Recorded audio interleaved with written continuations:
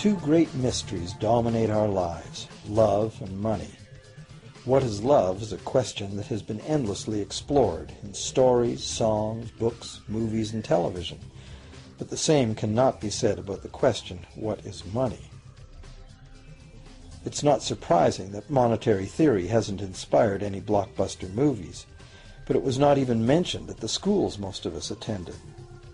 For most of us, the question, where does money come from, brings to mind a picture of the mint printing bills and stamping coins.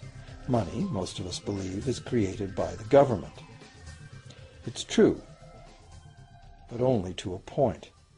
Those metal and paper symbols of value we usually think of as money are indeed produced by an agency of the federal government called the Mint.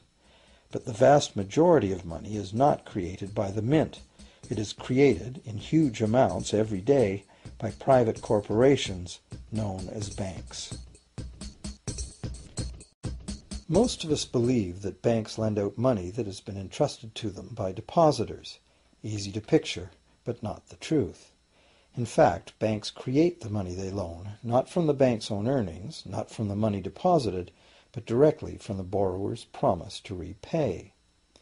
The borrower's signature on the loan papers is an obligation to pay the bank the amount of the loan plus interest, or lose the house, the car, whatever asset was pledged as collateral.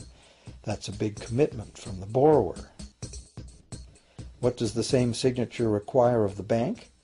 The bank gets to conjure into existence the amount of the loan and just write it into the borrower's account.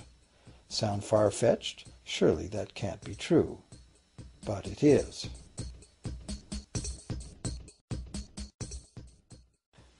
To demonstrate how this miracle of modern banking came about, consider this simple story, the goldsmith's tale. Once upon various times, pretty much anything was used as money. It just had to be portable, and enough people had to have faith that it could later be exchanged for things of real value, like food, clothing, and shelter. Shells, cocoa beans, pretty stones, even feathers have been used as money. Gold and silver were attractive, soft, and easy to work with, so some cultures became expert with these metals. Goldsmiths made trade much easier by casting coins, standardized units of these metals whose weight and purity was certified.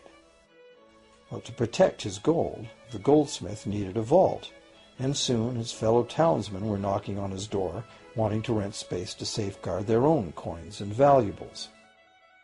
Before long, the goldsmith was renting every shelf in the vault and earning a small income from his vault rental business. Years went by, and the goldsmith made an astute observation. Depositors rarely came in to remove their actual physical gold, and they never all came in at once. That was because the claim checks the goldsmith had written as receipts for the gold were being traded in the marketplace as if they were the gold itself. This paper money was far more convenient than heavy coins, and amounts could simply be written instead of laboriously counted one by one for each transaction. Meanwhile, the goldsmith had another business. He lent out his gold, charging interest. Well, as convenient claim check money came into acceptance, borrowers began asking for their loans in the form of these claim checks instead of the actual metal. As industry expanded, more and more people asked the goldsmith for loans. This gave the goldsmith an even better idea. He knew that very few of his depositors ever removed their actual gold, so the goldsmith figured he could easily get away with lending out claim checks against his depositors' gold, in addition to his own. As long as the loans were repaid, his depositors would be none the wiser and no worse off, and the goldsmith, now more banker than artisan, would make a far greater profit than he could by lending only his own gold. For years, the goldsmith secretly enjoyed a good income from the interest earned on everybody else's deposits. Now a prominent lender, he grew steadily richer than his fellow townsmen, and he flaunted it. Suspicions grew that he was spending his depositors' money. His depositors got together and threatened withdrawal of their gold if the goldsmith didn't come clean about his newfound wealth. Contrary to what one might expect, this did not turn out to be a disaster for the goldsmith. Despite the duplicity inherent in his scheme, his idea did work. The depositors had not lost anything. Their gold was all safe in the goldsmith's vault. Well, rather than taking back their gold, the depositors demanded that the goldsmith, now their banker, cut them in by paying them a share of the interest. And that was the beginning of banking. The banker paid a low interest rate on deposits of other people's money that he then loaned out at a higher interest. The difference covered the bank's cost of operation and its profit. The logic of this system was simple, and it seemed like a reasonable way to satisfy the demand for credit. However, this is not the way banking works today. Our goldsmith banker was not content with the income remaining after sharing the interest earnings with his depositors, and the demand for credit was growing fast as Europeans spread out across the world. But his loans were limited by the amount of gold his depositors had in his vault. That's when he got an even bolder idea. Since no one but himself knew what was actually in his vaults, he could lend out claim checks on gold that wasn't even there. As long as all the claim check holders didn't come to the vault at the same time and demand real gold, how would anyone find out? This new scheme worked very well, and the banker became enormously wealthy on the interest paid on gold that did not exist.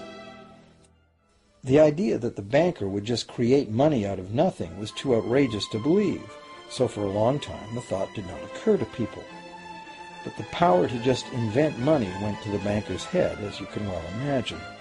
In time, the magnitude of the banker's loans and his ostentatious wealth did trigger suspicions once again. Some borrowers started to demand real gold instead of paper representations. Rumors spread. Suddenly, several wealthy depositors showed up to remove their gold. The game was up. A sea of claim check holders flooded the street outside the closed doors of the bank. Alas, the banker did not have enough gold and silver to redeem all the paper he had put into their hands. This is called a run on the bank, and it is what every banker dreads. This phenomenon of a run on the bank ruined individual banks and, not surprisingly, damaged public confidence in all bankers. It would have been straightforward to outlaw the practice of creating money from nothing. But the large volumes of credit the bankers were offering had become essential to the success of European commercial expansion, so instead the practice was legalized and regulated. Bankers agreed to abide by limits on the amount of fictional loan money that could be lent out.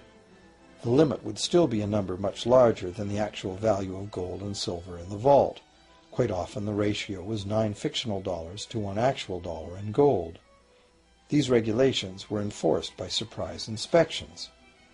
It was also arranged that, in the event of a run, central banks would support local banks with emergency infusions of gold. Only if there were runs on a lot of banks simultaneously would the banker's credit bubble burst and the system come crashing down.